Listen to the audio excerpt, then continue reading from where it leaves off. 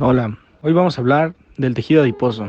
El tejido adiposo es una forma particular de tejido conjuntivo que está especializado en almacenar triacilgliceroles de gran energía. El tejido adiposo no es un tejido que no tenga ningún tipo de función en nuestro cuerpo, ya que este funciona como glándula endocrina. Funciona también como amortiguador hacia fuerzas mecánicas externas y nos ayuda a mantener la temperatura corporal del medio externo. Las formas de tejido adiposo son tejido adiposo blanco y tejido adiposo pardo. Tejido adiposo blanco o amarillo, grasa blanca o amarilla, también llamado unilocular. Los lípidos se almacenan en el interior de las células como una gran gota. Las células adiposas uniloculares son muy grandes, pueden medir de 50 a 60 micras de diámetro y en ciertos casos alcanzan tamaños hasta de 120 micras. Cuando están aisladas adoptan la forma esférica, pero se vuelven poliédricas. Cuando constituyen los lobulillos, la gran gota de grasa ocupa la mayor parte del volumen de la célula.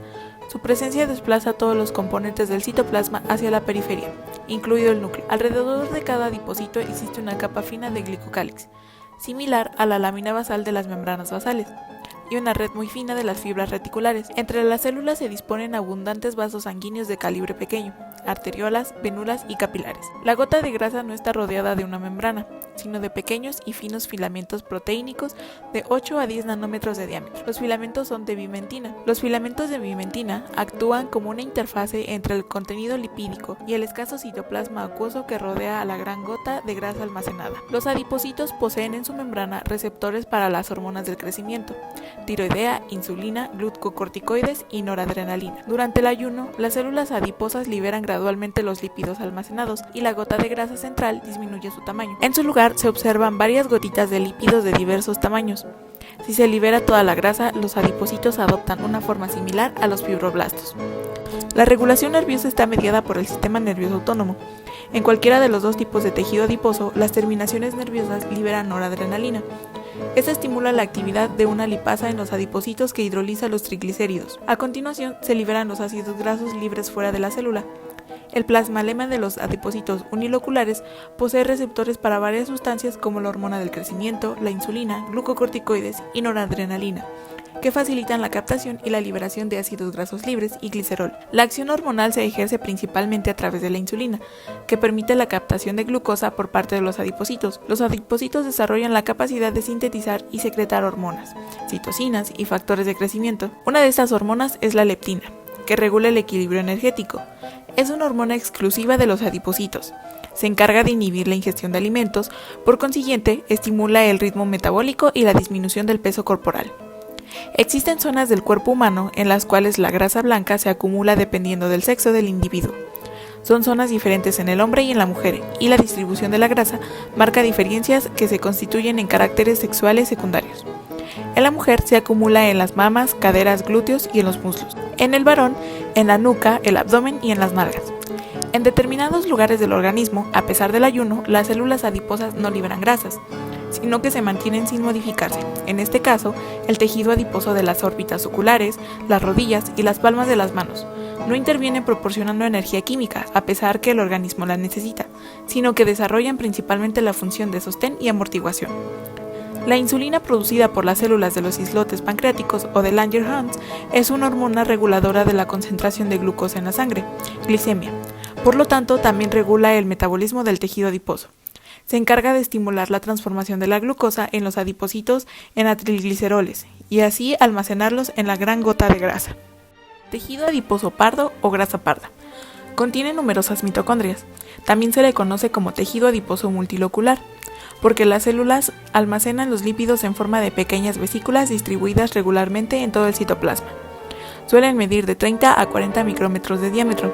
Generalmente tienen forma poliédrica, poseen un núcleo ovalado de posición ligeramente excéntrica.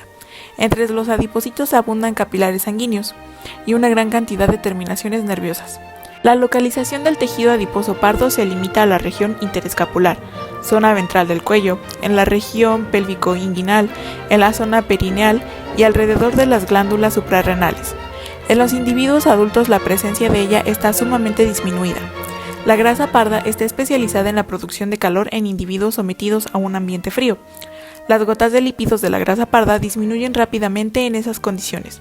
Al disminuir la temperatura del medio, la actividad oxidativa en la grasa parda se incrementa.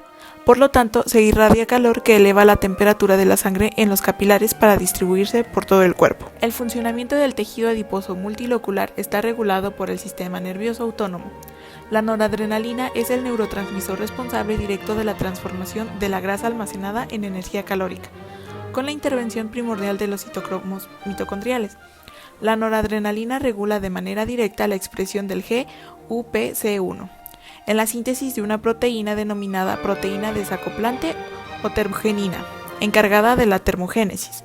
Esta proteína desacopla la oxidación de los ácidos grasos de la producción de ATP en las crestas mitocondriales, transformando la energía de trabajo en energía calórica. Las células adiposas, una vez diferenciadas, no suelen reproducirse. La masa del tejido adiposo en el adulto viene determinada por el incremento del tamaño y número de adipocitos. El volumen de los adipocitos va a reflejar el balance entre la lipogénesis y la lipólisis, mientras que el número va a reflejar el equilibrio entre la proliferación, diferenciación y apoptosis de los adipocitos. El número de adipocitos en un adulto se mantiene relativamente constante, fijando su número durante la infancia y la adolescencia. Los individuos obesos tienen un número mayor de adipocitos ya desde la infancia, pero el recambio es similar en individuos delgados y obesos. Mientras que los adipocitos pardos se originan a partir de células progenitoras miogénicas esqueléticas comunes, mediante la expresión de factores de transcripción PRDM16, estas células se diferencian a lipoblastos tempranos destinados a seguir el desarrollo del linaje de los adipocitos pardos. Para la etapa final,